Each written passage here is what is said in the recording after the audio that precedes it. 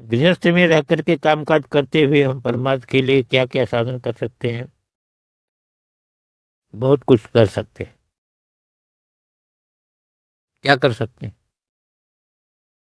व्यक्ति जो कर सकता है वही उसके लिए उपदेश है, जो कर नहीं सकता उसके लिए वो उपदेश क्या है? ज्ञान बहुत अच्छा साधन है, पर उसके लिए शासन चतुष्टय संपन्नता चाहिए। तो आप नहीं कर सकते हैं, तो उपनिषद का ज्ञान क्या करेगा आपको? है, कुछ नहीं करेगा। योग बहुत अच्छा साधन है, पर आप यम नियम पर प्रतिष्ठित नहीं हो सकते। है, अहिंसा सत्य अस्तेय ब्रह्मचर्य अपरिग्रह है, तो यम नियम प्रतिष्ठित नहीं होगा तो योगा कर सकते हैं आप शरीर मन के लिए, पर समाधि के लिए साधन नहीं कर सकते। तीसरा हुआ धर्म। तो धर्म के द्वारा आप अपना कल्याण करना हो, पर धर्म का प्रथम उपदेश है सत्यम बोधा। यदि सत्य पर आप आरूढ़ नहीं हो सकते हो तो धर्म का बल कैसे काम देगा? क्योंकि सारा जो है सत्य पर आधारित है। प्रथम उपदेश यही है गृहस्थ में जाने के पहले। सत्यम बोधा पहला उपदेश है, धर्मम तेरा दूसरा।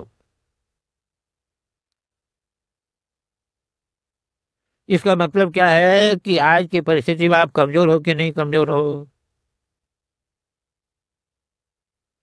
कमजोरी को पहले स्वीकार करना पड़ेगा, अहंकार से काम नहीं चलेगा। तो कमजोरी स्वीकार करना पड़ेगा कि नहीं? एक चीज, कमजोरी स्वीकार करने पर भी कुछ नहीं होगा।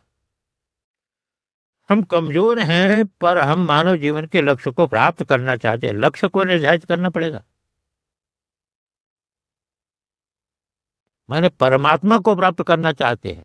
इसका मतलब क्या है? जगत आप छोड़ना, छोड़ नहीं पा रहे हैं, अलग चीज है। लक्ष्य ठीक निर्धारित करना। लक्ष्य यदि जगत है तो फिर कोई उपाय नहीं है। फिर तो आप परमात्मा से हो चाहे गुरु से हो जगत मांगोगे, जगत मिलेगा आपको। यहाँ से लेकर के ब्रह्मलोक तक जगत मिलेगा। और यदि आपका लक्ष्य होगा कि हम परमात्मा को प्राप्त करना, और ये स्वीकार करना पड़ेगा कि मैं कमजोर हूं। दो चीज पक्की हो गई। यदि तो आप कमजोर हैं तो किसी का आश्रय लेना पड़ेगा आपको। है? कमजोर हैं तो उससे बड़ा कौन आश्रय होगा जिसने नेत्र बना के दिया जो सांस चला रहा है? मतलब परमेश्वर का आश्रय लेना।